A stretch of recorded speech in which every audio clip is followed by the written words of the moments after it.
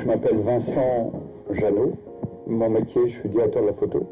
Je suis rentré au Conservatoire des Arts et Métiers à Paris, un institut audiovisuel. Et de fil en aiguille, je me suis retrouvé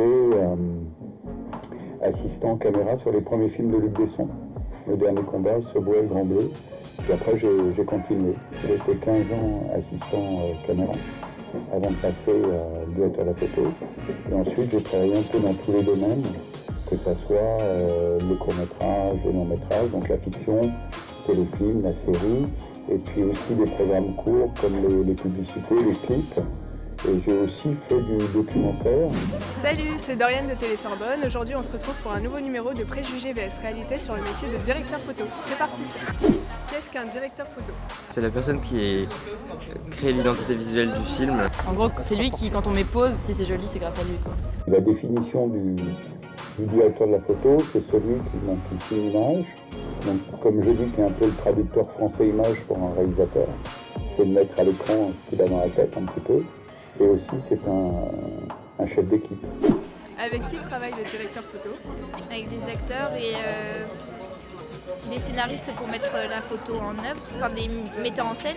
C'est la personne qui va diriger les personnes qui sont dans ce domaine-là de la photographie, donc les monteurs, tout ça, genre les mecs, les cadreurs.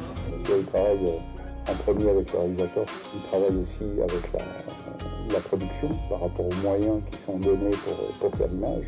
Il y a aussi un rapport avec les comédiens, pour les éclairer par moment. Au niveau de la caméra, il y a le caméraman, s'il y en a, des caméramans qui peuvent être des caméramans spécialisés. Et puis autour, alors il peut y avoir des stagiaires, des troisième assistants. Il y a un nouveau métier qui est à Paris avec le numérique, c'est le métier de data manager. Et puis il y a d'autres équipes qui travaillent étroitement avec le directeur de la photo. C'est l'équipe électrique et l'équipe machiniste. Le directeur photo est en rapport avec tout le monde, par exemple avec les décorateurs, avec les costumes. Et puis aussi, très important, le maquillage, tout ce qui est maquillage, coiffure et tout ça. Le directeur de la photo a vraiment un métier qui est très, très, très relationnel. Y a-t-il besoin de contact ou de réseau pour s'immiscer dans le milieu? Ben ouais, un minimum, comme dans tous les domaines artistiques. Pas nécessairement, c'est préférable bien évidemment, un petit coup de pouce ça fait pas de mal. C'est un métier artistique, pour moi il y a besoin de réseau quand même. Bon, moi j'ai eu la chance ou pas la chance, je suis rentré par la petite porte, j'étais amoureux de la photo, et puis comme ça s'est fait vraiment par des rencontres, de me retrouver un peu par hasard dans le monde du cinéma. Pour essayer d'entrer dans le métier, il y a des courts-métrages, on peut s'exercer, et puis aussi il faut aimer le cinéma, quoi. Il faut en voir, Et puis après, alors bon, faire une école, je crois que c'est un peu malheureusement indispensable, donc il faut bien la choisir, mais c'est pas une nécessité absolue, il n'y a pas de règle.